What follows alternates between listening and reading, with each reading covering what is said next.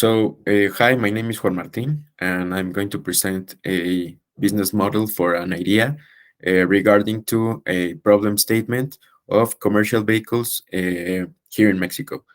For business owners nowadays, the main problem that they have with commercial vehicles or their fleets is that they have mainly financial problems regarding to the high upfront costs to acquire new vehicles that are suited for their business purposes, high preventive and corrective maintenance costs per year of these vehicles.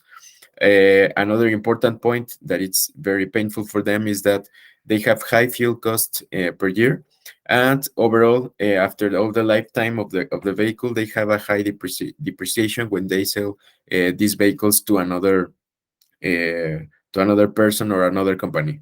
At the end of the lifespan of the vehicle, the value of the car it's relatively cheaper than a consumer vehicle. No? On other problems that they have is that they have management problems when they have big fleets or a great amount of fleets. It becomes a little bit painful for them to maximize the performance of them and to track every aspect of the vehicle. And also very important is the environmental problems that they represent. Nowadays here in Mexico, a big portion of the market is only for internal combustion engines, and they represent a big challenge in terms of environment. The solution for this is what we think electrification is the answer for this problem. And therefore, we present a solution that we internally name Plogg, Plogg EV retrofit, that it's a solution for the Mexican and Latin American market. What is an electric vehicle retrofit? An EV retrofit, also known as EV retrofit, is a car that was born with a combustion engine, but that later on was adapted to become an electric vehicle. So here in Mexico, this makes a lot of sense, especially to accelerate the adoption of electric vehicles in a more accessible way, no, in a cheaper manner than in other developed countries. So, what are some advantages of an electric vehicle retrofit? The first one is that since they are run by electricity, they reduce the fuel consumption, so they don't use any more gas. They have a reduced maintenance cost since the components are less mechanical than in an internal combustion engine, so the maintenance cost goes down.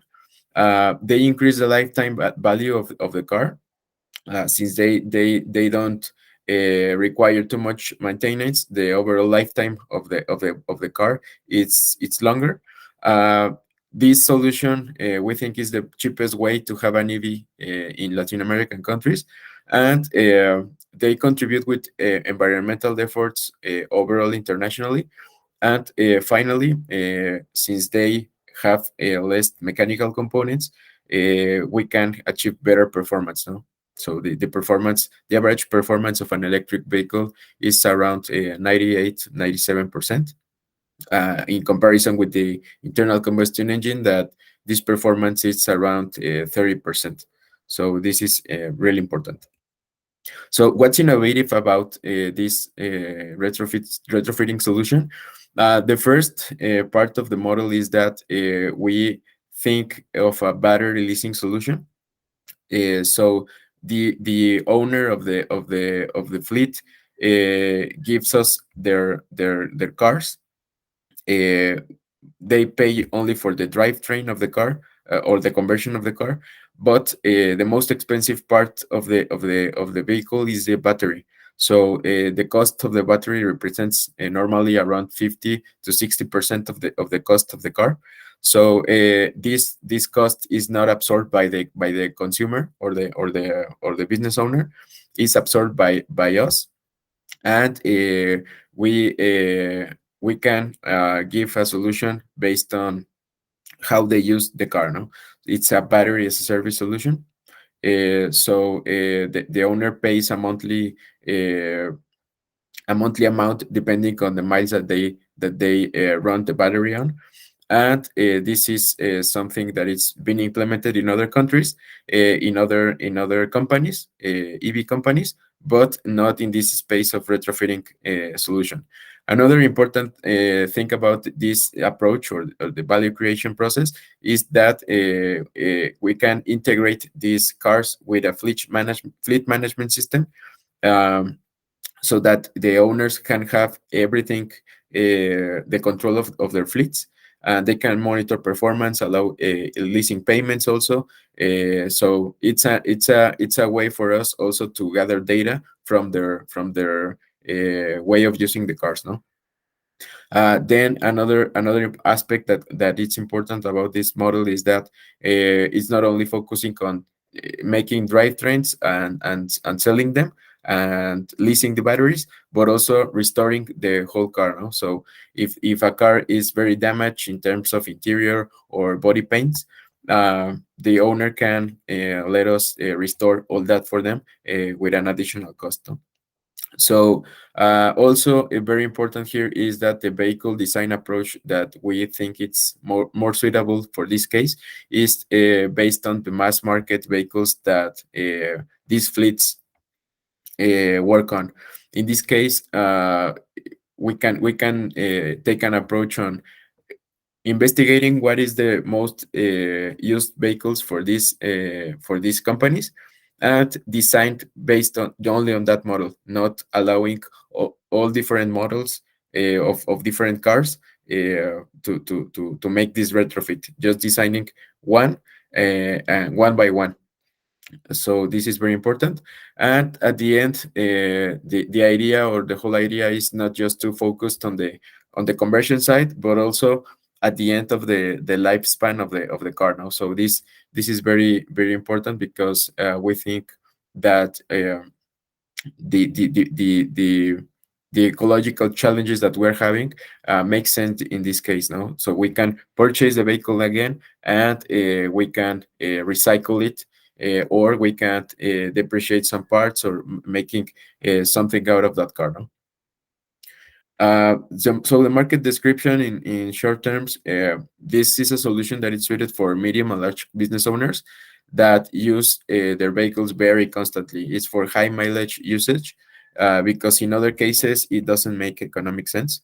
So it is suited for companies with four or more vehicles, and last mile delivery companies also that can apply with this use case, but that they travel more than 100 kilometers daily, or on average they travel that. No, also for taxi and platform drivers such as Uber, this can be a solution, since they have a high use. So in this case, this is one of the most ideal solutions for Mexico and Latin American economies.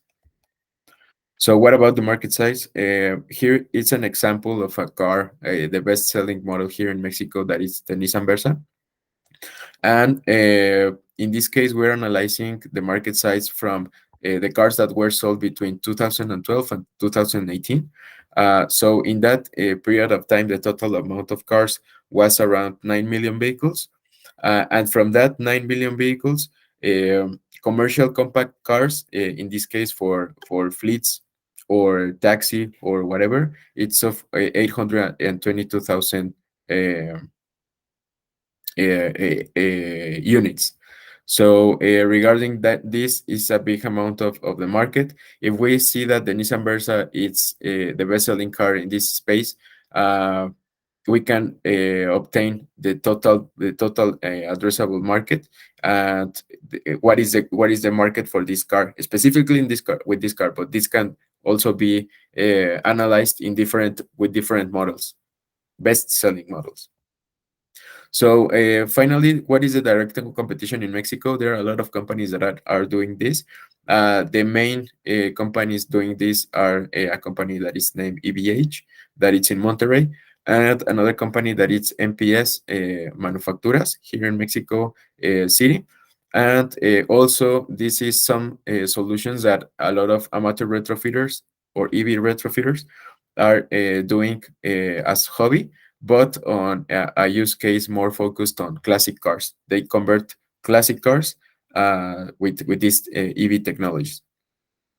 In direct competition here in Mexico, there's a company that it's named Bimo. Bimo, it's a platform that works something similar like Uber, but only with electric vehicles. Sacua, that it's the first Mexican manufacturer of electric vehicles, built by women. And another solution that is from a company from Ecuador, that it's Quantum, that it's selling low cost vehicles for Latin America. So this is the business case that I'm presenting to you, and hoping that it's good for analysis. Thank you.